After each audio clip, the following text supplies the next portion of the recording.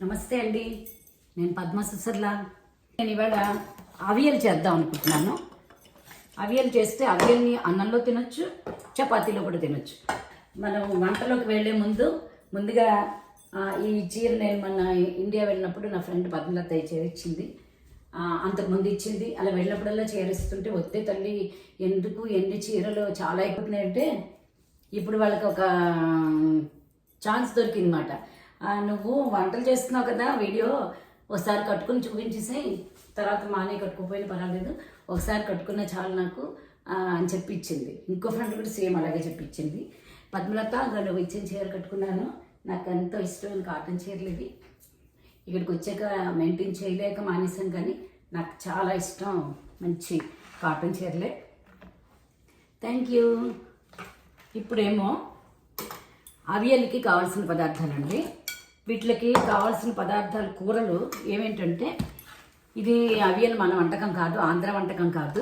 మొట్టమొదటిసారిగా దీన్ని మాకు మా ఫ్రెండ్ అమ్మాజీ గారని ఆవిడ చేసి మాకు పట్టుకొచ్చి ఇచ్చారు. అప్పుడు మేము దానికి మా అమ్మగారికి బాగా నచ్చేసింది. ఇంకా అప్పటి నుంచి ఎప్పుడైనా అవియల్ చేస్తుంటాము. నేను తీసుకుంటున్నది.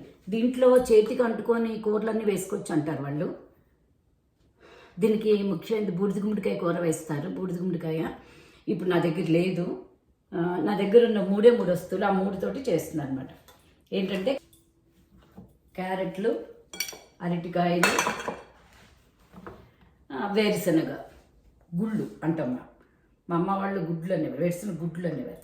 వేరుశనగ గుళ్ళు కొంచెం నానబెట్టాను, మళ్ళీ ఉడికినప్పుడు కొంచెం సులువుగా ఉడికిపోతుందని. కావాల్సింది జీలకర్ర తెచ్చుకుందాం, పచ్చిమిరపకాయలు, అంతే. ఈ మూడు వస్తువులతోటి ముఖ్యమైనది కొబ్బరి అండి. ఇవి కొబ్బరి అంటే కూరలు మూడు అవసరమైన పదార్థాల్లో రెండే కూరలు వేస్తున్నాను. బంగాళదుంప కూడా వేస్తారు, ఎందుకులే అనవసరంగా అని చెప్పి బంగాళదుంప తగ్గించాను, వాడట్లేదు. క్యారెట్, అరటికాయ, పీనట్స్, ఆ మూడింటితోటి కూరలతోటి కొబ్బరి, పచ్చిమిరపకాయ, కొబ్బరి వేసి చేస్తాను. జీలకర్ర చాలా ఇంపార్టెంట్. జీలకర్రతోటే రుచి వస్తుంది. ఇక్కడ పెట్టాను. ఇది మాకు ఇక్కడ ఫ్రోజన్ దొరుకుతాయి కదా, తగినంత కొబ్బరి తీసుకోండి. కొబ్బరి కొంచెం ఎక్కువైనా కూడా రుచి పెరుగుతుందే కానీ తగ్గదు. ఇగో ఈ చిన్న కప్పుతో సరిపడా దాని నిండా కొబ్బరి తీసుకున్నాను.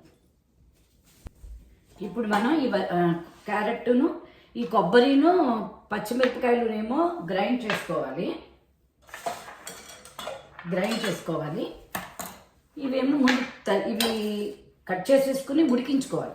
నేను ఇవి కట్ చేసేసి కుక్కర్లో పెట్టేస్తే అప్పుడు మనం ఆ కొబ్బరి పేస్ట్ ఎలా చేసుకోవాలో చూద్దాం.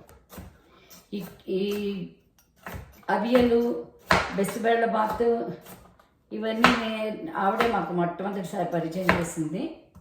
అమ్మాజీ గారు, ఇదిగో మీరు మాకు మొట్టమొదటిసారి అవియలు చేసి పెద్ద బాక్స్తో పట్టుకొచ్చి ఇచ్చారు.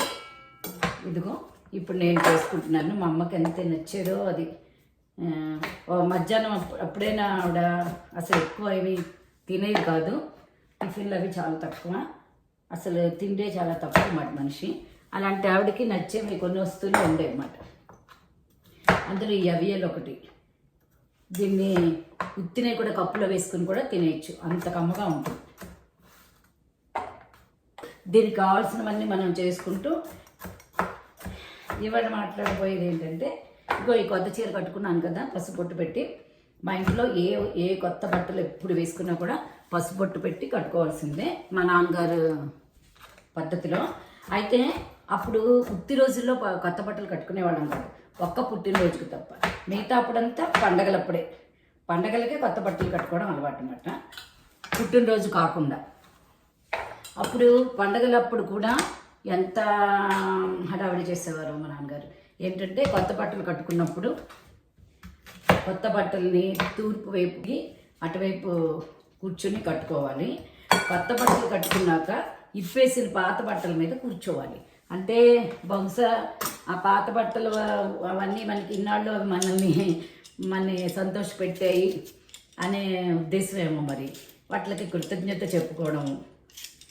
ఇప్పట్లాగా ఉత్తినే ఇలా ఖాళీగా ఎప్పుడు పడితే అప్పుడు కొత్త బట్టలు కట్టుకోలే వాళ్ళం కాదు కదండి మా చిన్నప్పుడు. ఎవరిళ్ళకైనా పెళ్ళిళ్ళకి వెళ్తేనే ఇప్పుడు వాటి కోసం కూడా చీరలు కొనుక్కుంటున్నాం, అన్నీ చేస్తున్నాం కదా. అప్పుడు ఇంకోళ్ళు పెళ్ళిళ్ళకి వెళ్తే కట్టుకోవడానికి కొత్త బట్టలు ఎందుకు ఎప్పుడు కొనుక్కోలేదు. మన ఇంట్లో ఉన్న వాటిల్లో మంచి బట్టలు వేసుకుని వెళ్ళడమే. ఆ రోజుల్లో అందుకే ఆ కొత్త బట్టల మీద విపరీతమైన ఇష్టం, ఎప్పుడెప్పుడు తొడిగేసుకోవాలన్న ఒక సరదా, ఇంకా విప్పాలంటే నచ్చదు, బాధ. అవి విప్పేసి అందులో మా అమ్మగారు బాగా పద్ధతి స్ట్రిక్ట్ మాట. ఆ కొత్త బట్టలన్నీ వేసేసుకున్నాక ఇంక మళ్ళీ ఎప్పుడు పడితే అప్పుడు వేసుకుంటే పాడైపోతాయని చెప్పి చక్కగా వాటిని మళ్ళీ మడతలు పెట్టి ఉతకాల్సిన అయితే ఉతికేసి దాచేసేది మా అమ్మ. అందుకని అవి ఎప్పుడు పడితే అప్పుడు వేసేసుకోవడాలు అవి ఏవి లేవు కదా. ఏదైనా అతిగా ఏదో ఎక్కువైపోతే ఇంక దాని మీద వేసుకుంటాం. కానీ ఆ మొదటి చిన్నప్పుడు ఉన్న ఆ ఉత్సాహం చూడండి.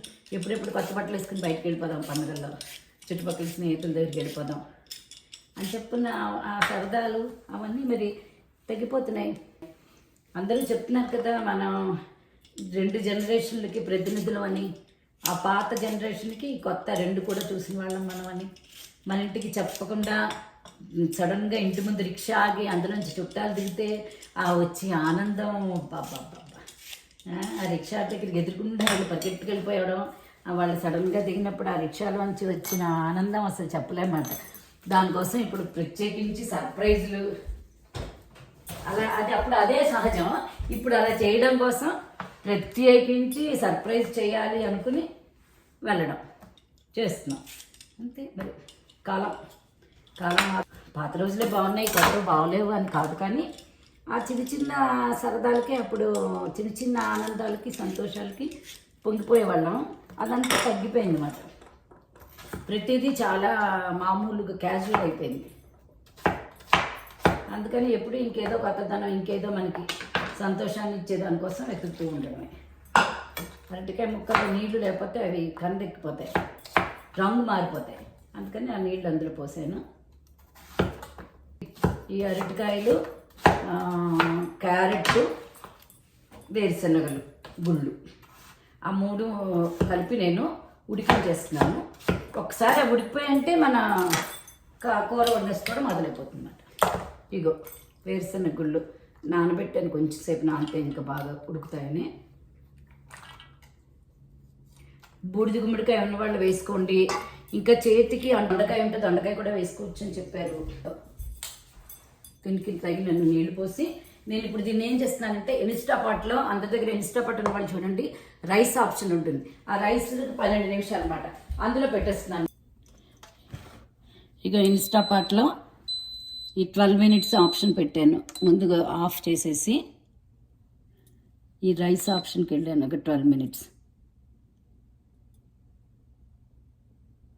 ఇప్పుడు ఆటోలోకి వచ్చిన తర్వాత 12 మినిట్స్లో అయిపోతుంది అనమాట. చిన్నబ్బాయి నెదర్లాండ్స్లో చదువుకుని వచ్చాడు. వాడు అక్కడి నుంచి ఇది నాకు పట్టుకొచ్చి గిఫ్ట్ ఇచ్చాడు. కానీ ఈ గిఫ్ట్తో ప్రాబ్లం ఏంటంటే, నాకు ఇచ్చేసి నా గిఫ్టే కానీ నా ఇష్టం వచ్చినట్టు చేయడానికి లేదు. ఏంటంటే నేను దీన్ని ఎప్పటికప్పుడు కట్ చేసేగానే కడిగేసి తుడిచేసి దీన్ని మళ్ళీ డబ్బాలో పెట్టి జాగ్రత్తగా పెట్టేయాలి. అరే నాకు ఇచ్చేసిన గిఫ్ట్ మీద నేను మళ్ళీ నీ పత్రం ఏంట్రా అంటే, లేదు అది చాలా కాస్ట్లీ పెట్టుకున్నాను నీకోసం. అందుకని మరి జీలకర్ర, పచ్చిమిరపకాయలు ఒక 3 పచ్చిమిరపకాయలు పెద్దవి ఒకటి ఇదిలా కట్ చేసాను అనమాట.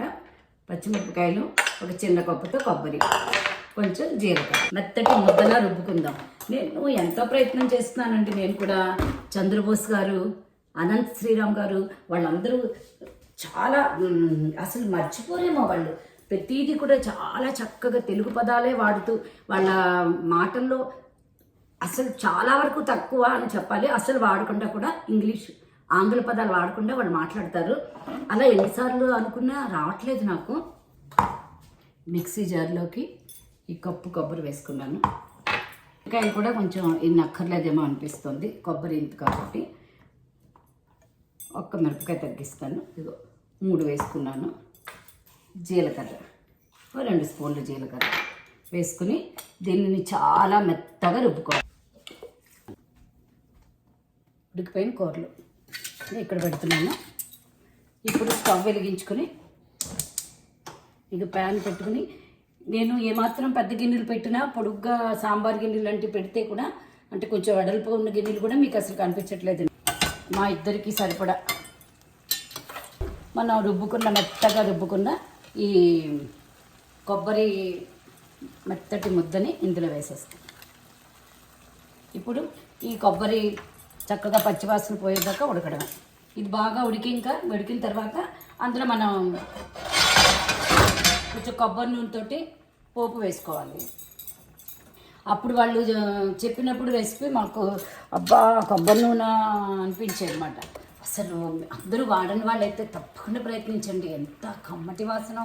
అందులో పోపు కూరలకి వాటికి వాడుతుంటే ఆ పొట్లకాయ కొబ్బరి కూర అలాంటి కూరలకి భలే మంచి క్యాబేజీ కూర వీటిలన్నిటికీ మంచి కమ్మదనం వస్తుంది. బాగా నచ్చేసింది నాకు. మా అమ్మగారికి మా చిన్నప్పుడు మిక్సీ లేదు, గ్యాస్ స్టవ్ ఒకటే చాలా చాలా తొందరగా కొనుక్కున్నారు. కానీ మిక్సీ లేదు, గ్రైండర్ పప్పు రుబ్బుకునే పెద్ద వెట్ గ్రైండర్స్ లేవు, అవి ఏమీ ఉండేవి కావు. ఇంతంత జీలకర్ర కూరలు, ఇంతంత వంకాయ కూర పళ్ళు మామూలు రోల్లో పెట్టి దంచుకోవడమే. ఇంతంత కష్టమైన కందిపప్పు పచ్చళ్ళు. అందులో మా నాన్నగారికి మిక్సీ వచ్చే కూడా కందిపప్పు పచ్చడి రుచి అంటే ఓన్లీ ఒక్క రోట్లో చేస్తేనే రుచి అనేవారు. ఈ మిక్సీలో చేయొద్దని గొడవ పెట్టేవారు. ఆ రోటికి అలా నలిగితే వచ్చే రుచి వేరేగా ఉంటుంది. ఇది ఎంత బాగా, ఇది కూడా అంతే, అన్నీ అంతే. ఉడకాల్సినవి ఎంత బాగా ఉడికితే అంత బాగుంటుంది అన్నమాట. ఆ కొబ్బరిలో ఉన్న పచ్చివాసన అంతా పోయి కొంచెం ఇంకొక అరగ్లాసు నీళ్ళు పోసుకుంటే బాగా ఉడుకుతుంది. అందులో ఒక శుభ్రంగా కలుపుకుని తినేయచ్చు, చపాతీల్లో తినచ్చు, పూరీలో తినచ్చు, ఉత్తిని కప్పులో పెట్టుకుని కూడా తినచ్చు. అసలు ఇప్పుడు అప్పుడంటే ఎంతగా చెప్పుకునేవారు, కానీ ఇప్పుడు చాలామంది డైట్ చేస్తున్న వాళ్ళు, డయాబెటీస్ రివర్స్ చేసుకోవాల్సిన అనుకున్న వాళ్ళు చాలామంది కూరలు తినే ఉంటున్నారు. నాకు తెలిసిన వాళ్ళు ఉన్నారు. ఉత్తి కూరలే. అదే బాగా ఉడుకుతుంది, కనిపిస్తుంది కదండి. ఇవాళ మీకు తగినంత ఉప్పు వేసుకోండి.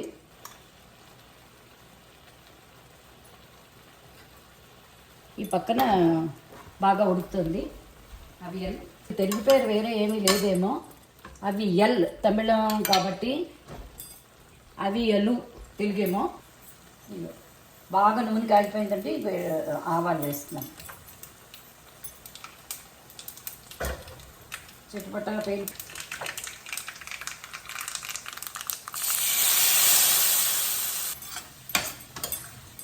చపాతీలో తిన్నప్పుడు ఇంకొంచెం పలుచగా ఉంటుంది అనుకుంటే ఇంకా కొంచెం నీళ్ళు కూడా పడతాయి. ఇంకా నీళ్ళు పడ్డాయి చూడండి. ఉడికేప్పుడు దగ్గర అయిపోయింది బాగా. మీరు చపాతీలో కానీ అన్నంలో కానీ తిన్నప్పుడు కొంచెం పలుచగా ఉంటే బాగుంటుంది అనుకున్నప్పుడు ఇగో కొంచెం నీళ్ళు పోసుకుని ఇలా ఉండాలి. కొంచెం గరిటతో పాటు ముక్కలతో పాటుగా కొంచెం ఆ ఉడికిన ముద్ద కూడా వస్తే బాగుంటుంది. అమ్మటి కొబ్బరి నూనె వాసనతో చేసుకున్న అవియల్ చపాతీతో. ఇలా చపాతీ ఒక అవియల్ తినచ్చు. అన్నం తిని చక్కగా ఏదైనా పక్కన మంచిగా ఆవకాయ కానీ ఏదైనా కారం లాంటిది పచ్చడి కలుపుకుని దాంతోపాటు ఈ అవియల్ తినచ్చు. మన ఇష్టమే. కమ్మటి కొబ్బరి నూనెతో గుమ్మగుమ్మలాడే అవియల్ మీరు కూడా చేసుకుని ఆస్వాదిస్తారనుకుంటున్నాను. త్వరలోనే మరో కొత్త వంటకంతో మీ ముందుంటాను.